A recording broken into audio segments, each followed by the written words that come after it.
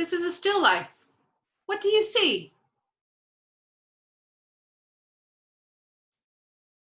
A still life is a work of art made up of objects that hold still.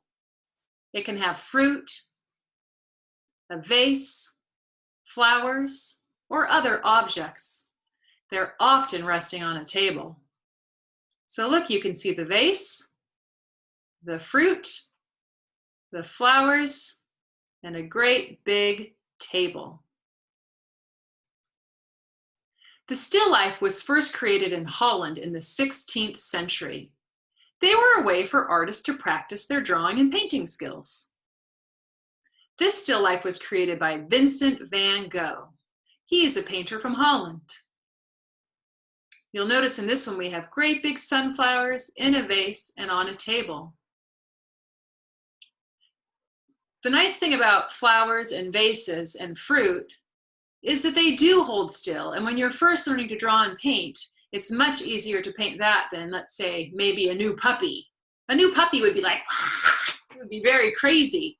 But these objects hold still, so an artist can really work on their skills. This still life was created by Frida Kahlo. She's a Mexican painter. She painted fruit and a statue of a bird. Sometimes other things will come into still lifes too. I like how she sliced the fruit open. It makes me hungry. This still life was created by Georgia O'Keeffe. She's a painter from the United States. She likes to paint close-ups of flowers. She got so close to these ones, I think you could almost smell them. Here is a still life created by Mexican artist Diego Rivera. You'll notice in this one that we have a vase, we have fruit, a table. There's no flowers in this one though. I like this one because we're looking from up above, almost like we're a bird, the bird's eye view. We are going to be creating a still life with a vase, flowers, and a table. You might choose to draw just a few flowers. You might want to add lots of flowers. The choice is yours. Let's create. This is going to be a fun one. So as you go to paint this or draw this, the first thing we're going to be doing with our pencil is drawing a squished circle. Now you do not want your squished circle to be, oh, tiny, tiny, tiny. You want it to be pretty good sized so that you have room for a few flowers. So I'm going to come and make a squished circle.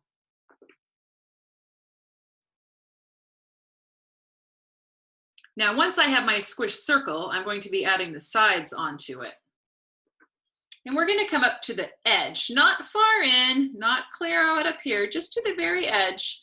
And we're going to come down and we're going to go out a little bit. And then we're going to go to the other side and we're going to do the same thing. We're making kind of a special vase today. It's a surprise. Now, onto each side of our vase, we are going to add a smile. So the bottom of the vase is a smile. Next, we're going to be adding a handle onto this one. So you add one half circle, and you add another half circle. And I thought it would be kind of fun to have our vase be a water can flower pot.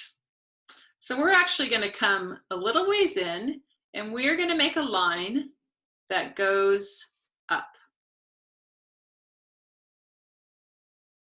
And then we're going to drop down a little bit and we're going to make another line that goes up.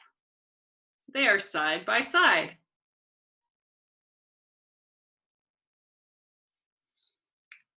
Now in here, I'm going to make a squished circle that touches.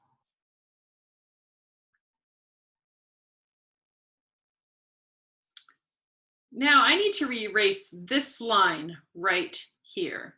So I'm going to use my eraser and just take it out. That was easy. Now in here, I'm going to add a curved line.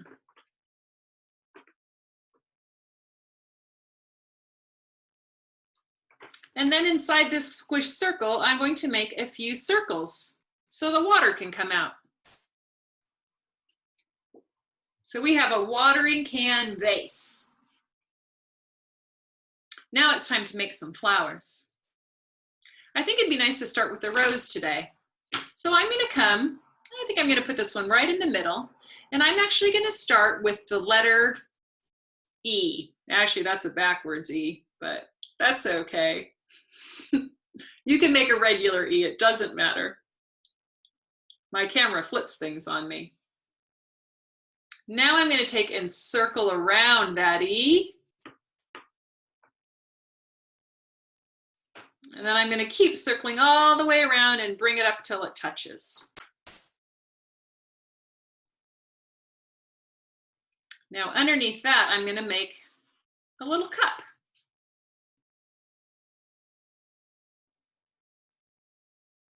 Now my rose needs a stem, so I'm going to come up on one side of it, and as I draw, I'm going to actually bring my stem all the way to the very front edge of the vase. I'm not going to stop there. I have to come all the way down. And right now that stem is not looking very strong, so I'm going to take and add another one right next door to it. And I'm going to erase out this line right here.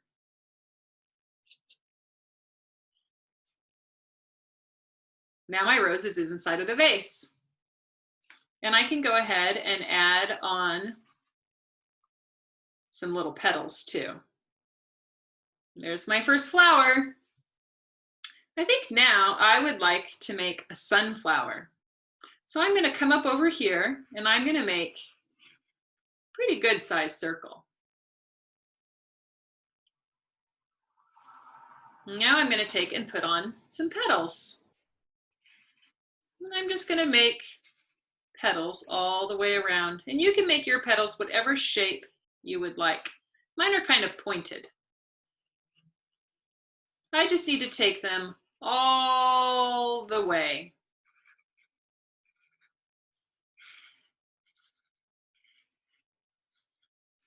And there's my flower. Now this flower is going to need a stem too. So I'm going to come and draw a line all the way down into my vase, just like I did the last time. And right next door to it, I'm going to add another one. And that gives me my stem. Now, once again, I'm going to have to erase this line right here. And I might have to redraw in the lines on the sides. And if I want to add some leaves, I could add in some leaves.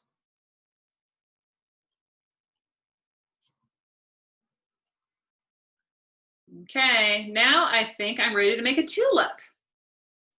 I'm going to make my tulip right over here. To make a tulip, I actually start with kind of a cup shape or a U. And then on top of it, I add an upside down V.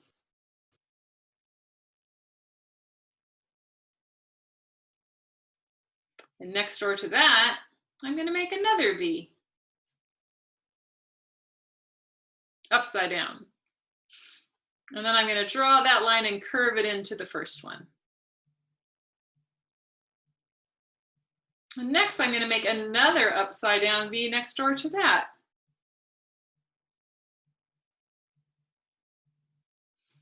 Then I'm going to draw a line down and curve it into the other one. And then I've got a tulip. Now, right now, my tulip is floating in the sky, so I'm going to give it a stem. Put it in my vase. But my stem needs strength, so I'm going to make another one right next door to it. I bring it all the way to the front edge of my vase. I'm going to have to erase that line. Might have to do a little repair work. And now I'm going to go ahead and add on some leaves. Now, if I wanted to, I could continue to add more flowers if I had room. Now, the next thing we're going to do is we're going to be putting our flowers and vase onto a table. So I want to come up so I'm at least a little ways up into my vase. I don't want to go down at the bottom because that'll make it look like my vase is falling off the table. So I'm going to come up so I'm in the middle of my vase. I'm going to just draw a line across, and when I get to my vase, I'm going to hop, whoosh, I'm going to fly over and finish drawing it over. Now, all of a sudden, I have a flower, a vase, and a table. That was so easy to do. I think it would be nice for us to have a tablecloth on our table. So we're going to make kind of a fancy tablecloth. We're going to come over to one side, and we're going to draw a triangle. And then we're going to go to the other side, and we're going to draw another triangle. So just a triangle on each side. That was pretty easy. Now we're going to come from one side, and we're going to take and we're going to draw a line down to this corner. So we're going to go down into our corner. So I just went over a little ways and then drew a line down into my bottom corner. And I'm going to do the same thing here. I'm going to go over a little ways and then draw a line into my bottom corner. Now for my next one, I'm actually going to go to my vase and draw from the bottom of my vase down to the bottom. I'm going to go over a little bit and do the same thing on the other side. And I have one line left to draw, just straight down. So right now I have in a striped tablecloth, but we're actually going to make a checkerboard. We're going to get really fancy. So we're going to go to our top line here that we drew, and we're going to drop down just a little ways. This is pretty easy. We're going to draw a line. When we get to our vase, we're going to fly over the top and draw a line. That wasn't so hard.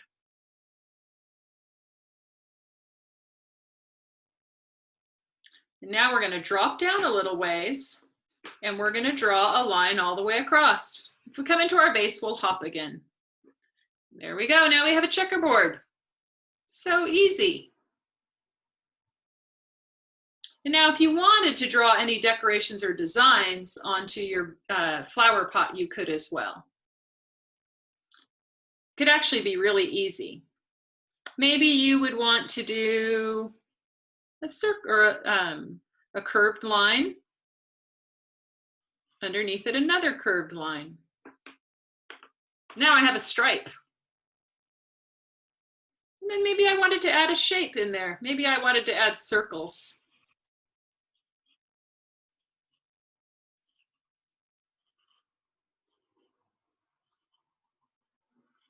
So now my flower pot has some decorations.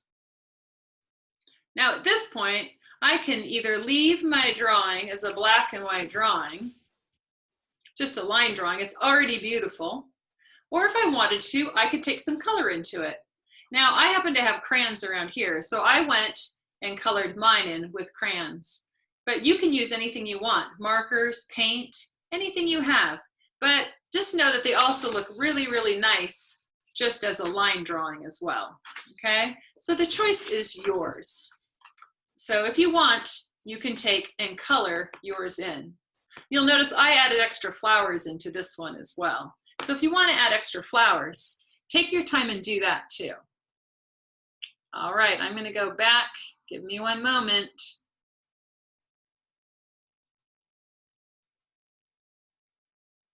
All right, boys and girls, it was so nice to teach you about still lifes today. I hope you really enjoyed your lesson and that you're able to keep making still lifes on your own now that you know how to do it. I can't wait to see some of your drawings online. If you get a chance, have your teacher post them. I'll see you next week for your next lesson with Miss Mary Beth. Bye-bye.